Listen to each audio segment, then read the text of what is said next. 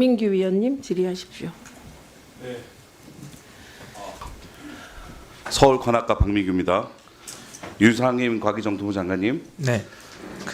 아까 김의원 의원이 말씀하신 것처럼 현재 대통령이 탄핵 심판 중이고 총리도 탄핵됐고 다음 경제부총리가 권한대행을 하고 있는데 그 다음이 교육부 장관이고 그 다음이 과기부 장관입니다. 그래서 지금 현재 유상임 장관님의 행정부의 위치는 어쨌든 서열 3입니다. 그렇기 때문에 이곳 국회에서 국민을 대상으로 이야기하는 말 한마디에 무거운 책임감이 있다는 것을 다시 한번 강조드리면서 이야기를 시작하겠습니다. 지난 12월 13일 우리 국회 상임위에서 우리 유 장관님은 윤석열의 비상계엄에 대해 위헌 소지가 있다고 생각한다. 비상계엄에 동의하지 않는다고 답변하셨고 오늘도 그걸 확인하셨습니다. 그리고 27일 12월 또다시 국회회의에서 한덕수 권한대행이 24일 날 발표한 헌법재판관 임명 보류에 대해서 입장 사전 협의했느냐의 질문에 대해서는 국무회의 의견을 모은 것이 아니고 사전 협의된 바 없다라고 답변하셨어요. 그런 찰나에 12월 31일 최상목 권한대행이 헌법재판관 2명을 임명한다고 발표하니까 언론을 통해 발표된 거, 또 오늘 확인한 바에 의하면 좀 회의에 관련전에 좀 소통했으면 좋겠는데 국무회의 이후에 간담회 자리에서 왜 논의하지 않았냐라고 개인 의견을 표시하셨습니다.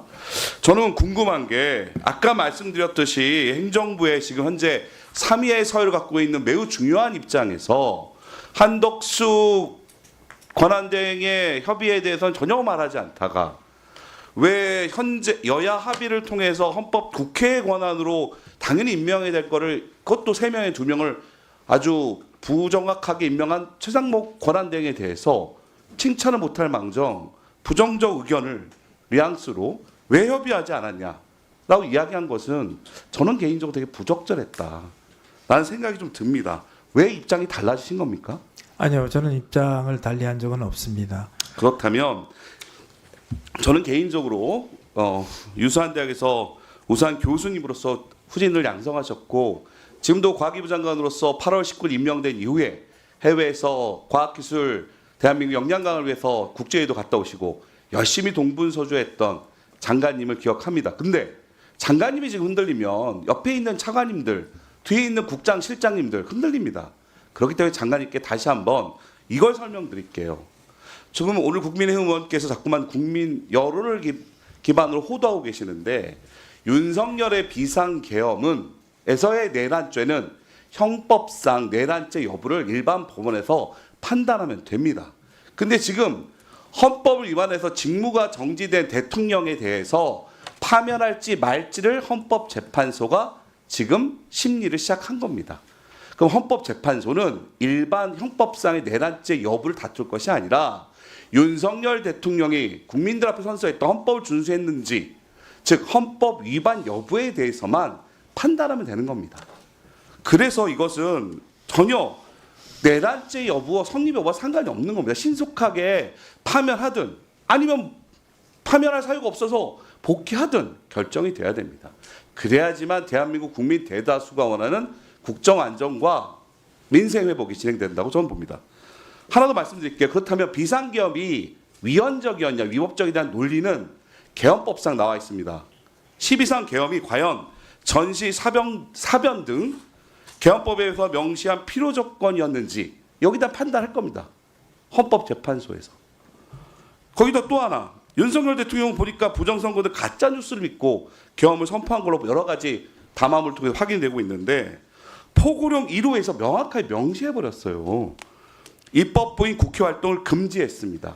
이건 명백한 위헌이라고 판단했기 때문에 헌법재판소에서도 사실은 윤석열 대통령께서 추천해서 임명됐던 주심인 정영식 재판관조차도 내란죄를 뺄 거냐 안 거냐 친절히 물어봐서 거기다 협의가 진행된 겁니다. 그래서 그 여부는 여기서 왈가불가할 게 아니라 헌재 심리가 빨리 잘 결정되면 된다라고 생각하는데 그 사이에 국민의 민생, 공무원들의 사기, 공무원들의 중심 누가 잡습니까? 바로 장관님이 잡아야 됩니다.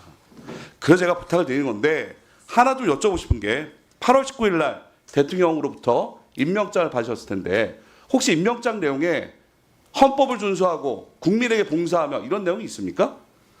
대통령 선서문은 제가 확인을 했는데 기억 안 나시죠, 사실? 예, 기억나죠. 임명장에 아마 그런데 그런 내용이 있을 거예요. 근데 제가 좀 헌법을 요즘에 보게 됩니다. 근데 헌법 7조에 우리 공직자가 얼마나 중요한지 나옵니다. 1조에 대한민국 민주공화국이다. 모든 권력 국민으로부터 나온다는 가장 중요한 게 1조고요. 무려 7조에 130조 중에 7조에 공무원의 내용이 정의가 됩니다. 공무원은 국민 전체에 대한 봉사자이며 국민에 대하여 책임을 진다. 그래서 공무원은 신분과 정치적 중립성은 법률에 정하는 바에 따라서 보장된다. 현재 정쟁으로 이렇게 나라가 시끄러울 때는 공무원들은 딱 그 정의치에서 자기 일을 열심히 하면 됩니다. 근데 과연 과기부와 국무위원들은 과연 그렇게 했는지 한번 돌아보시고 부족한 게 있다면 챙겨주시기 바랍니다. 또한 헌법 8조 사망 뭐라 나오냐 정당이 나옵니다. 이건 국민의힘 의원님께 좀 들려드리고 싶은데 한 분밖에 없어서 매우 아쉽습니다. 대한민국 정당은 법률에 정하는 바에 따라서 국가의 보호를 받습니다. 그리고 국가는 법률에 따라서 자금까지 지원해 줍니다. 하지만 거기에 대한 책무도 따릅니다. 제 사항을 보면 헌법 8조 사항입니다. 정당의 목적이나 활동이 민주적 기본 질서에 위배될 때에는 정부는 헌법재판소에 그 해산을 제소할 수 있고 정당은 헌법재판소의 심판에 해산된다. 박근혜 정부 때 사례가 있습니다. 과연 현재 국민의힘의 일부 의원들이겠지만 과연 민주적 절차인 법치주의와 과연 국회 존중에 대한 상권 분립의 정신을 과연 따르고 있는지 심히 유감스러운 상황입니다. 저는 유상임 장관께 다시 한번 부탁드립니다. 비록 대통령으로부터 임명장을 받았지만 그건 대통령도 국민이 투표로 의해서 선출된 권력일 뿐입니다. 장관님께 지금 장관님이 봉사해야 될 대상자는 윤석열 대통령이 아니라 여당이 국민의힘이 아니라 어찌 보면 더 크게 보면 국민이라는 뜻입니다. 그런 측면에서 다소 국회에서 언짢은 상황이 생기더라도 1분 더 드리죠. 국민을 대하는 것이기 때문에 조금 언행에 국민을 대한다는 자세로 존중을 보여줬으면 좋겠으며 다시 한번 말씀드리지만 장관님이야 유수한 학자시고 정부직 끝나면 장관으로서 다시 학교로 가시거나 세계 석학들하고 과학기술 논의할 수 있지만 그 뒤에 앉아있는 차관님들뿐만 아니라 실국장 과장들은 도대체 무슨 죄입니까? 제 뭐 고위공무원한테 비상경위에 가서 아유 고민 마시오 했더니 죄송합니다. 이렇게 답이 나와요. 뭐가 죄송합니까? 비상계엄 불법은 대통령이 했는데 그리고 몇몇 수뇌들이 했는데 그러한 과기부 직원들 이게 방통위원장 오셨으면 부탁드리면 조성처장님께서 같이 부탁드립니다. 처장님 예. 방통위도 여러 가지 고생했지만 지금은 공직자들이 자기 일을 할 때입니다. 그래서 우리 장관님과 조성처장님께 다시 한번 헌법심판소의 결정이 날 때까지 공직사의 중심을 잡아주시길 간곡하게 부탁드리겠습니다. 네, 이상입니다. 박 의원님 말씀 유념하겠습니다. 예, 황정화 의원님 질의하십시오.